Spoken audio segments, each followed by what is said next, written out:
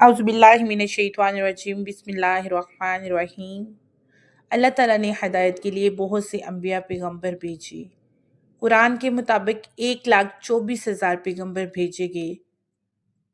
कुरान पाक में सिर्फ 25 अम्बिया का वाज़ेह तौर पर जिक्र किया गया है। मकसद तमाम पैगंबरों का एक ही था, अल्लाह की इबादत करो और सीधे रास्ते पे चलो, अल्लाह की मानो, अल्लाह को मानो। ये रहे कुरान पाक में जिक्र किए गए 25 अम्बिया के नाम जो हमें वाज़ेह तौर पर मिलते हैं।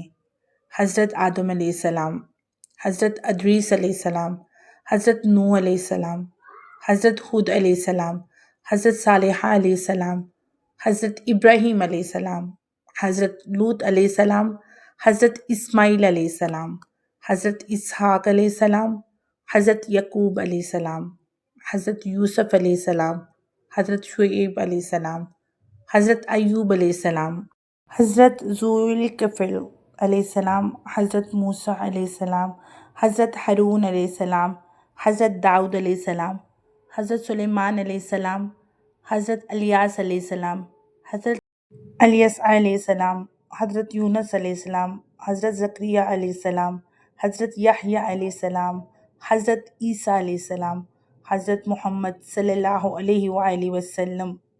ये वो अम्बिया हैं जिनका ज़िक्र कुरान पाक में आया है, जबकि बाकी अम्बिया की तादाद बहुत ज़्यादा है, तकरीबन 1,24,000।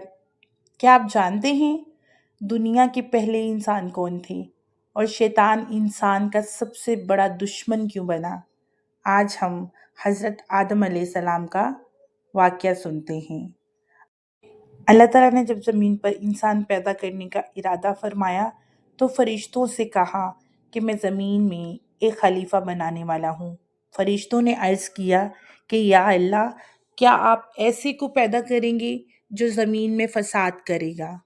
अल्लाह ताला ने फरमाया कि मैं वो जानता हूँ जो तुम नहीं जानते। फिर अल्लाह ताला ने मिट्टी से हज़रत आदम अलैहिस्सलाम को पैदा फरमाया। इसके बाद अल्लाह ताला ने फरिश्तों को हुक्म दिया कि आदम को सजदा करो। तमाम फरिश्तों ने सजदा किया, लेकिन शैतान ने इनकार कर दिया। इसने तकब्बर करते हुए कहा कि मैं आग से बना हूँ और ये मिट्टी से बना है, इसलिए मैं इससे बेहतर हूँ। यही तकब्बर इसकी तबाही का सबब बना और वो अल्लाह की रहमत से दूर हो गया। फिर शैतान ने अल्लाह से मोहलत मांगी और कहा कि मैं क़यामत तक इंसान को गुमराह करूँगा। अल्लाह ताला ने फरमाया कि मेरे सच्चे बंदों पर तेरा कोई ज़ोर नहीं चलेगा। इसके बाद हज़रत आदम अलैहिस्सलाम और बीबी हवा जन्नत में रहने लगे, जहाँ हर नेमत मौजूद थी, लेकिन अल्लाह ताला ने एक दरख्त के करीब जाने से मना फरमाया था। शैतान ने वसवसे डाले और कहा कि ये दरख्त तुम्हें हमेशा जिंदा कर देगा। आखिरकार उन्होंने इस दरख्त का फल खा लिया। जब उन्होंने फल खाया तो इनसे गलती हो गई। अल्लाह ताला ने फरमाया कि अब तुम ज़मीन पर जाओ और वहाँ ज़िंदगी गुजारो, क्योंकि हज़रत आदम ने अल्लाह ताला की नहीं मानी और सज़ा के तौर पर हज़रत आदम और बीबी हवा को जन्नत से निकालकर ज़मीन पर भेज दिया गया और उन्होंने अल्लाह से रो के माफ़ी मांगी।